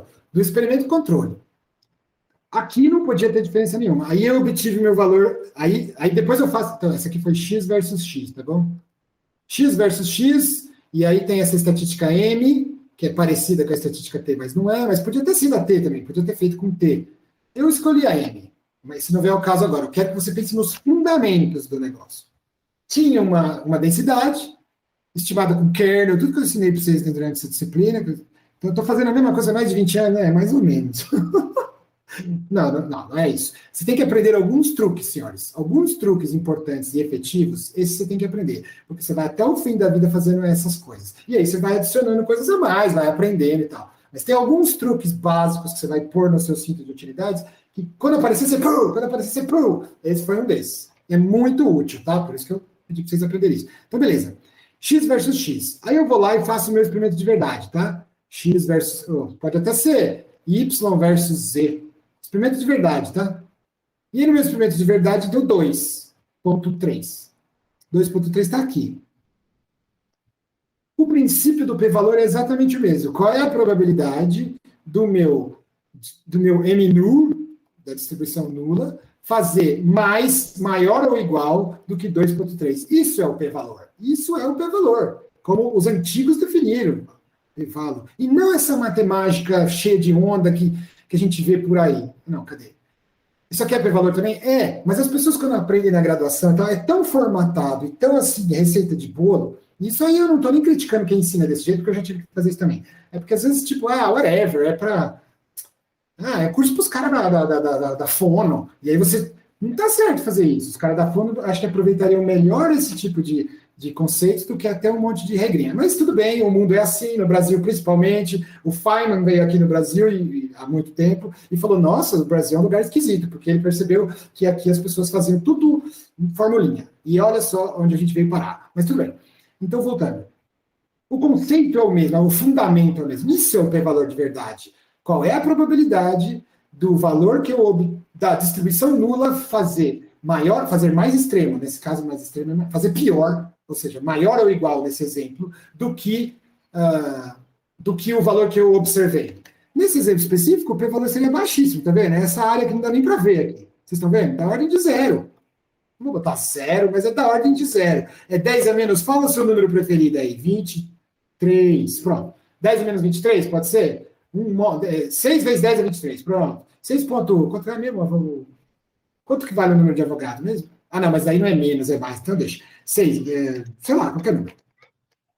Você está vendo que essa área é pequena? Você percebe que essa área é pequena? Sim. E aí você fala que esse é significativo. Pronto. Aí tem um outro gene lá que você está fazendo. Esse foi o gene 1. Aí vamos ver o gene 35, ou o locus 35, ou o circular 35, o microbiota 35, a coisa número 35. Puf. Aí você joga na distribuição nula e dá aqui, ó. Deu 0.5, tá bom? 0.53. Aqui. Mas aí eu rabisquei demais. Aí você calcula essa área. Mesmo conceito do p-valor, mesmíssimo. Então o que você está fazendo? Você está fazendo o p-valor, só que experimental. O conceito de p-valor, de estatística significância, está todo valendo. O fundamento é o mesmo. Os detalhes do livro não estão. É tudo diferente do que você está acostumado. É menos válido por causa disso? Não, de jeito nenhum. Eu, pessoalmente, acho que é mais válido. Mas aí eu sou suspeito, porque eu publiquei justamente isso, né? Eu sou suspeito, mas eu confio muito mais, num experimento que gera a distribuição nula do que qualquer modelo teórico. Qualquer, pode calcular no super qualquer. Claro, desde que o experimento tenha sido... É claro, tá bom, deixa eu reformular. Se o controle nulo não for bem escolhido, ele sofre dos mesmos problemas desse aqui, né? Ele sofre dos mesmos problemas. Se você escolher o ratinho, você fala assim, eu vou comparar o ratinho X com o ratinho do tipo A com o ratinho do tipo B. E eu vou escolher como background o ratinho do tipo C, que não tem, o macaco do tipo C, que não tem nada a ver com nada. Aí, realmente, o seu experimento nulo é tão idiota quanto qualquer outra dessas coisas aqui, né? Então, eu estou supondo bom senso, tá?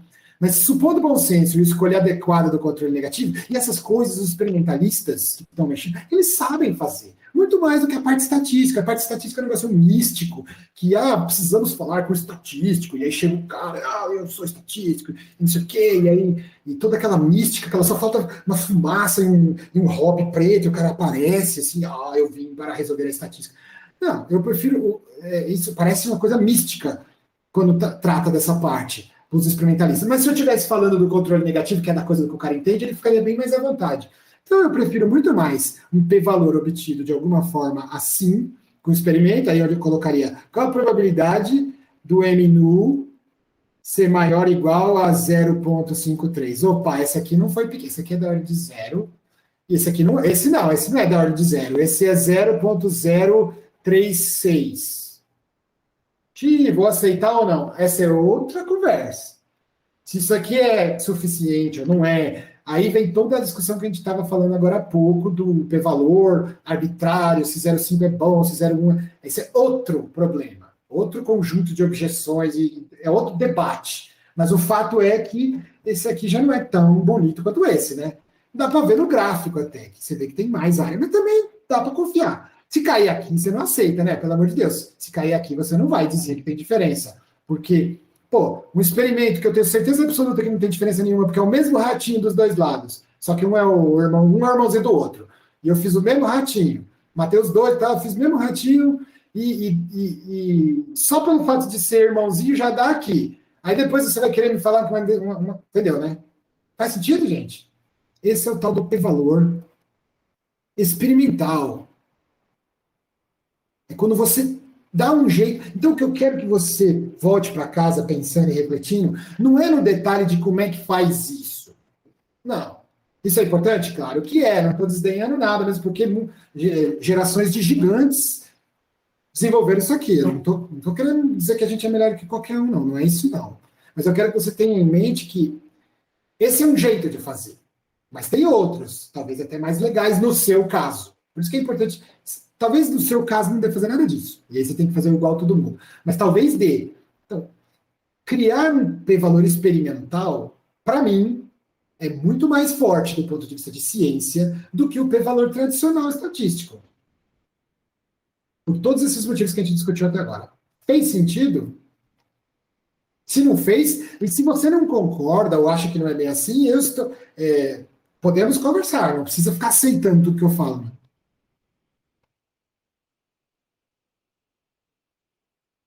Fez sentido, sim. Então tá. Senhor, eu não tenho esse experimento. Então, a gente deu muita sorte aqui, tá? Por isso que virou um P. A gente deu muita sorte. Eu acho, sinceramente, olhando para trás depois de quase 20 anos, ou 15 anos, eu acho que os reviewers gostaram mais mesmo, não foi do pacotinho, porque isso aqui tinha um pacotinho, fazia tudo, blá, blá, blá, calculava. O que eles gostaram mesmo foi dessa, na minha opinião, foi dessa discussão mesmo, porque não é todo dia que você tem a chance de poder fazer um experimento. A gente deu sorte, porque quando fizeram esse experimento, vou contar para falar em voz baixa aqui, mas não fizeram esse experimento porque eu pedi ou porque a professora Coelho pediu, tá? Simplesmente era um controle, eles estavam testando a máquina para ver se funcionava e fizeram assim. A intuição dos experimentalistas falou: vamos testar primeiro uma coisa que a gente sabe quanto vai dar, e testar. E jogaram no canto lá, não era para ser nada. Depois a gente fez, isso aí pode ser útil. E eu acho que os reviewers gostaram dessa parte, sabe? Não porque fosse revolucionário nem nada disso, mas eles gostaram de ver uma chance para essa ideia do p-valor experimental aparecer. Eu acho que se as pessoas tivessem mais cursos como esse, ou reflexões como essa que nós estamos tendo hoje, você veria mais na literatura p-valores experimentais. Porque às vezes as pessoas só não fizeram porque elas não pensaram nisso, e não porque não aprenderam isso na graduação. Só simplesmente não ocorreu, porque não tem nada de misterioso, não tem nada de mágico aqui. Às vezes tem uma questão cultural. Às vezes você fala assim, tá bom, eu tenho dinheiro para 10 experimentos, tá bom? 10 experimentos, 10 crianças, 10 ratinhos, 10 sondas espaciais. Eu tenho dinheiro para 10. O quê? Você está me falando que eu só tenho dinheiro para 10, já foi difícil. Você está me falando que eu devia deixar 7 experimentos de verdade e eu devia separar 3. para fazer um negócio que eu já sei que a resposta é zero, você tá de palhaçada comigo. Você sabe quanto trabalho deu para conseguir esse dinheiro, quanto trabalho deu para conseguir esse ratinho, quanto trabalho deu para conseguir essas coisas. Isso é um problema cultural importante, que eu não tenho solução, mas eu quero que você reflita. As pessoas, às vezes, não fazem isso, e aí elas fingem que acreditam nisso, porque aí tem um negócio totalmente sociológico, cultural, psicológico, não tem nada a ver com ciência, assim, com técnica, não tem a ver com a técnica, tem a ver com questões sociais, de como a ciência é feita pelos humanos, que rola uma terceirização, tipo, não, mas aí depois a gente vê, aí depois a estatística da gente, sabe, põe na conta de outra pessoa, é uma esperança, é uma coisa de, não, eu não vou gastar 3 dos meus, só tenho 10, cara. Em vez de olhar 10 doenças diferentes, você está falando para olhar 7 e gastar 3 num experimento controle, que eu já sei que vai dar 0. Não, de jeito nenhum. Você sabia que... Você já ouviu falar das ondas gravitacionais, né? Que os caras construíram o LIGO, que não sei o quê, que mediu o negócio da... super mega, o observatório que escuta os black holes batendo. Negócio super chique, front-end da ciência absoluta, não da ciência da física, ciência absoluta. Negócio top da ciência, ponto. Sabe o que os caras faziam? Eles inventavam dados, eles simulavam dados fake e jogavam para as pessoas. Eles jogavam para as pessoas sem dizer se era fake ou não era. Para o grupo, para as pessoas analisarem e simularem. Eles faziam, eles não só, quer dizer, simulavam não, eles usavam a máquina, não era só simulação, eram observações, mas de coisas que eles sabiam que não podia dar nada. E distribuíram, e era duplo cego, ninguém sabe. Negócio muito chique, bem feito. Por quê? Porque para você fazer uma observação do negócio que tem uma fração do tamanho do raio de um próton, que eu não consigo nem imaginar um treco desse, primeiro tem que supor que o próton é uma esfera, só para começar com um raio de próton. É um negócio muito chique e delicado, então demanda esse tipo de coisa. O pessoal em bio, em geral, não tem esse grau de... Se eu falar sofisticação, vai ficar parecendo que é pejorativo. Não tem esse grau de chatice. Então, aqui você esbarra numa questão cultural. Então, quando vocês que estão assistindo isso aí, forem líder de grupo, tiverem responsável por alguma coisa, tiverem o dinheiro para decidir, reflita. Não é melhor gastar alguns? Eu só tenho 10. Eu vou gastar 3 para construir a minha distribuição nula. E aí, quando eu falar dos meus 7, eu vou falar com confiança, vou falar com significância. Isso é um negócio, na minha opinião, de como ciência tem que ser feita de verdade. Mas quem sou eu para falar essas coisas, né? Se eu fosse dono do NIH, eu podia falar grosso. É uma opinião aqui de um Zé Mané, que vos fala, mas eu gostaria que você refletisse isso também. É muito importante essas coisas. Só que tem que fazer isso antes, não dá para fazer isso depois. Depois já era. Isso tem tudo a ver com planejar o experimento. É difícil convencer as pessoas. Um dia você vai ter dinheiro só para 10, um dia você vai ter dinheiro só para 3. E agora? Só para 4, vai. Você tem dinheiro para fazer só 4. Você vai fazer 2 e pegar 2 fake? Dureza, né? Essa é uma discussão difícil. Agora, uma coisa que a gente discutiu nesse paper, e também é uma coisa que tem a ver com esse negócio do p-valor experimental, é o seguinte: quando você gasta um pouco de dinheiro e recurso para criar a distribuição nula experimentalmente, se nada mudar, se você não trocar a máquina, se você não trocar o protocolo, você pode, tudo que vier depois pode ser comparado com esse background. Então, hoje é 2 contra 2. Hoje você não tem dinheiro para fazer, você tem dinheiro para fazer só 10, e 3 você vai gastar em controle, mas amanhã você tem dinheiro para fazer mais 10, ou seu amigo tem dinheiro para fazer mais 10, ou seu vizinho fazer mais 10, e ele não precisa fazer mais os 3. Agora ele pode fazer os 10 e comparar com os seus 3. Talvez ele possa fazer 9, fazer mais 1, e agora temos 4 controle, entendeu? Onde eu quero chegar? Isso é uma questão de estratégia. Isso é muito melhor do ponto de vista de ciência, na minha opinião, do que fazer esse tipo de coisa. Se as pessoas tivessem essa visão, e agora vem a catequese, estou tentando catequizar vocês. Se as pessoas tivessem esse tipo de entendimento, se tivessem essas aulas, se entendesse o que é o p-valor e visse quais são as alternativas a ele, você podia construir uma coisa de mais médio e longo prazo e falar, não, nós vamos construir um pipeline. O meu projetinho é esse, 3 e 7. Mas o que vem depois vai ser assim, o outro vai ser assim, e nós vamos construindo um negócio enquanto não mudar a máquina, né? Porque aqui também tem hipóteses. Você está supondo que o experimento X versus X é válido. Eu empolguei aqui, nem perguntei ping. Vocês estão aí ainda? Estamos. Ótimo. Reflita sobre tudo isso, tá bom? Vamos parar a escola sem partido aqui e vamos parar de doutrinação e vamos voltar para a parte técnica. Mas reflita, isso é muito importante. Pô, professor, ô consultor, ô chefe, eu não tenho esse negócio. É lindo, eu achei maravilhoso essas coisas que você falou. É assim que ciência devia ser feita mesmo, mas eu não tenho. Ou é muito caro, não vai rolar. Tá bom. E agora? Não tem alguma coisa que dê para fazer entre o experimental, que seria o ideal, e o 100% teórico? Não tem alguma coisa que dê para fazer aqui no meio? Tem. Que é o p-valor por simulação. Simulação. Em algumas áreas de pesquisa, as pessoas fazem isso tranquilamente e nem tem esse entendimento. Você vê como é uma questão de nichos, de subcomunidades acadêmicas. Tem algumas comunidades acadêmicas onde as pessoas fazem isso de boas, sem nenhum drama, ninguém fez, nossa, que legal, é isso que eu estou fazendo. Simplesmente fazem pronto. Por exemplo, tem gente que analisa sequência de nucleotídeos em genoma e coisa do tipo, para achar, para procurar por sítios de ligação de transcription factor, de fator de transcrição, que é praxe na comunidade fazer a comparação contra um background, contra alguma coisa que tenha sequências de mesmo tamanho, um conjunto de sequências de mesmo tamanho, mesma composição, mas embaralhados aleatoriamente. Pô, não é a mesma coisa que fazer experimental, porque talvez nem exista o experimental.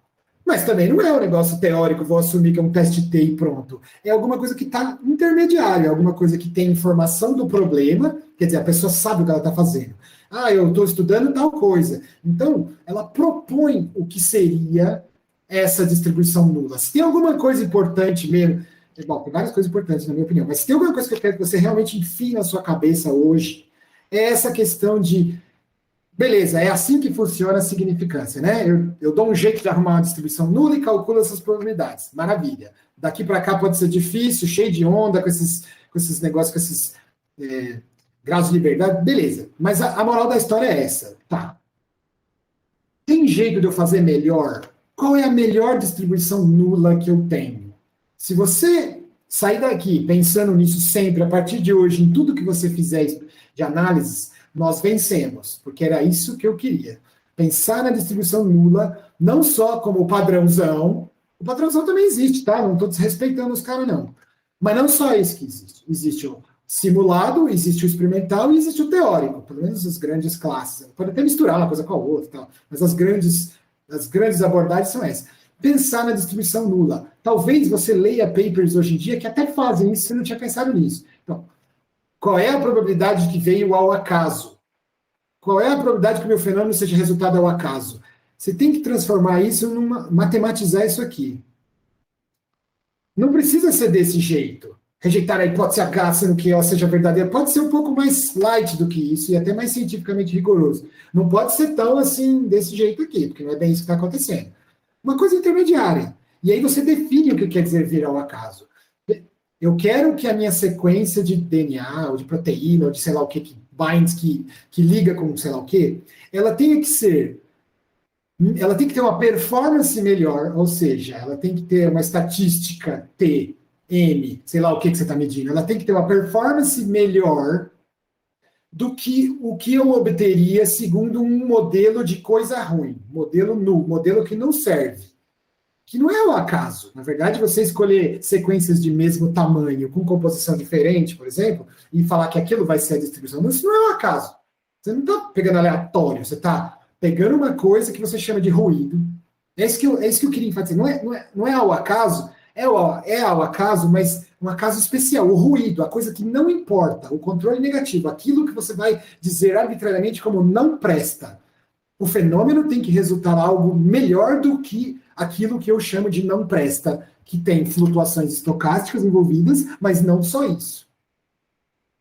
Amém, irmão?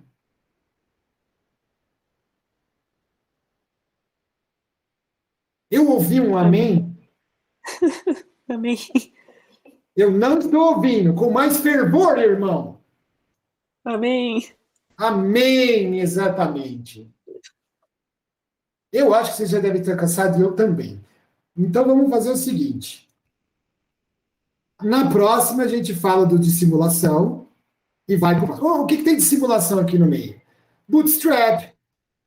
Não necessariamente para fazer p-valor, pode ser para outras coisas também, mas Bootstrap. Tem permutação, que é um clássico, permutação. Permutação, às vezes você tem um monte de dados, você não precisa estar sujeito a essa amarra aqui, de tudo isso que a gente falou. Não precisa estar sujeito a essa amarra. Você pode não ter controle negativo, mas você pode bagunçar os seus dados, ficar permutando eles, aleatorizar eles, mudar os labels deles, mudar quem é X, quem é Y, e ver o que acontece. E fingir que aquilo é a distribuição, fingir, porque tudo é fingir aqui. Esse também é fingir, por mais que seja experimental, continua sendo fingir. Você está fingindo que o experimento controle reflete os ruídos, os biases e ruídos e tudo que tem no experimento que não te interessam. Mesma coisa o teórico. E a simulação também. Então você está fingindo que a sua amostra tem toda a informação que precisa, e que se você bagunçasse a ordem das coisas, sorteasse aleatoriamente dentro dela mesmo, você obteria a distribuição, a densidade daquilo que não importa, do ruído. E aí recai no caso anterior. Você arrumou a distribuição nula? Arrumei. Então o resto é tudo igual. Esse é o p-valor. Mas vamos deixar isso para a próxima, porque eu já falei demais. Hoje foi muita pregação e pouco matemática, mas isso é muito mais importante do que você pensa, porque vai fazer com que você seja capaz de ver testes reais que existem, como por exemplo esse. Na próxima aula eu queria fazer mais um, sabe? Que não vai ser a próxima aula, vai ser semana que vem, véspera de Natal, não. A gente combina que dia que vai ser, o curso não acabou, nós vamos em frente. Mas no final só vai ficar quem se matriculou mesmo, né? Bem feito. Agora não tem mais volta. E eu quero que você olhe esse tipo de teste, esse é o mais basicão, o teste T, mas eu quero que você olhe essas coisas e visualize na hora todas essas coisas que eu estou falando. Por exemplo, tem o teste T, mas tem outro, tem teste, vamos ver outro, teste. Aí esse é o help do teste T, vamos ver algum outro. Prop test, o que será que é o prop test? É o teste de proporções. Aí está implementado. Teste-se a igualdade de proporções. Beleza. Testa-se se as proporções são de sucesso de algum evento, são as mesmas. Então, sem graça é quando P1 igual a P2. E a proporção de alguma coisa. Isso tem a ver com tabelas. E aí ele testa. Vamos ver como que ele faz aqui. Qual foi a implementação dele? Blá, blá, blá, blá, blá, blá. Referências. Nossa, de 1927. Caramba, isso já está bem estabelecido, hein? Aí tem os exemplos. Teste para binomial. Pegou os dados de 81, da página tal. A hipótese é que as 4 populações de pacientes têm a mesma proporção. Então, a hipótese sem graça, que é a hipótese nula, aquela que não tem graça, aquela que não é legal. O controle negativo é quando não tem diferença entre as pessoas, entre a proporção de fumadores, de fumantes nessa amostra aí é a mesma. E aí ele foi lá e obteve aqui os negócios. Vamos fazer isso daqui? Rapidão. Eu falei que eu estava cansado, mas eu estou empolgado. Beleza. Ó, o p-valor já não ficou tão bom que nem... Graus de liberdade, 3. Então, nesse caso, é uma tabela de contingência, as pessoas sabem calcular isso bonitinho. Tabela de contingência não, é uma tabelinha que tem a proporção, né? Tem 86 pacientes, desses 93 são fumantes. 93, 90, 136, esses 129, e 82, 70 são fumantes, e, portanto, o 82 menos 70 são os não fumantes, né? É como se fosse uma tabelinha mesmo. E aí, a proporção das populações, blá, blá, blá, deu essa proporção, blá, blá, blá. E está falando que aí usa a estatística que usa. A estatística que usa num teste desse tipo é a famosa Q quadrado, também é famosa. Podia ser outra? Podia. Existem outras. Vixe, teve uma época onde a bola da vez era esse assunto.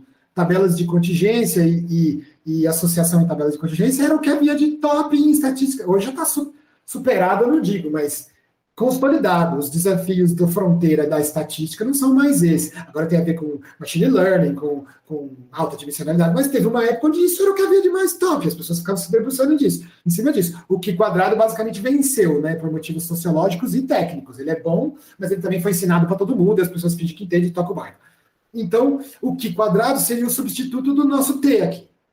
A estatística T foi a estatística utilizada, é a continha que vai ser utilizada no problema que a gente estava tratando de saber se os parâmetros média das duas populações são a mesma. Nesse outro teste, a estatística utilizada é a aqui quadrada, é uma continha também. Você vai lá, calcula, fica lá, menos a média, nem lembro mais, não consigo decorar essas coisas. E aí, você vai perguntar qual é a probabilidade da sua variável aleatória do teste nulo, do sem graça, dá mais do que 12,6, e aí você precisa desse degree de grau de liberdade para construir exatamente a estatística necessária, que eu nem lembro mais de cabeça qual que é, eu acho que essa aqui é até exata, não é nem assintótica, e aí quando você calcular a probabilidadezinha vai dar esse valor aqui, sem entrar no mérito se é bom ou não, pelos padrões tradicionais diria que sim, que é diferente, porque o padrão tradicional é 0,05, e esse aqui deu 0,005.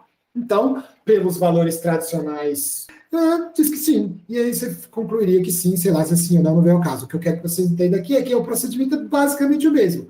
Beleza. Mas qual que é a distribuição? Não sei. Teria que ver no REP, não lembro. Qual que é exatamente a continha que está sendo feita. Mas seja lá qual for a continha, obteve-se uma distribuição nula, que é quando as proporções são iguais, e perguntou, dá para conseguir 12,6 ou mais de Qi quadrado quando todas essas proporções são iguais? Aí o método falou, difícil, hein? Até dá, mas é difícil. Acabou. E aí a matemática acabou. Agora vem a interpretação dos humanos de falar todas essas coisas aqui. Não foi a matemática que disse isso. Não foi a matemática que falou que é 95% de ser aquilo. Não foi. Foi você que falou isso com base no que você aprendeu. Não foi a matemática que disse que a probabilidade do fenômeno ser resultado é o acaso. Não foi isso que ela falou, não. Foi você que interpretou desse jeito. Rejeitaram o H quando o H é verdadeiro, isso aí foi a matemática que falou assim. E aí só que aí não explicou o que é H0 direito, o que quer dizer verdadeiro, blá, blá, blá. Fez sentido, minha gente? Sim. Isso é muito importante, tá? Da próxima vez a gente faz mais um, que esse aqui foi muito rápido, de algum não muito tradicional. Vamos pegar um nada a ver, assim, e ver se a gente identifica esses elementos, e aí depois nós vamos fazer p-valores de verdade que sejam do ponto de vista, que sejam por simulação. O experimental eu não vou pedir para você fazer, porque teria que descolar um experimento, teria que fazer isso, mas eu gostaria que você pensasse nos experimentos que você está lidando aí no seu dia a dia, se teria como fazer um experimental. Por exemplo, vou falar do exemplo do Ikegami. A gente quer saber se os clusterings de microbiota são realmente diferentes mesmo entre crianças autistas e não. Beleza. Tem gente que diz que sim, tem gente que fala não. Aí tem os caras que falam até sim, olha aqui, ó.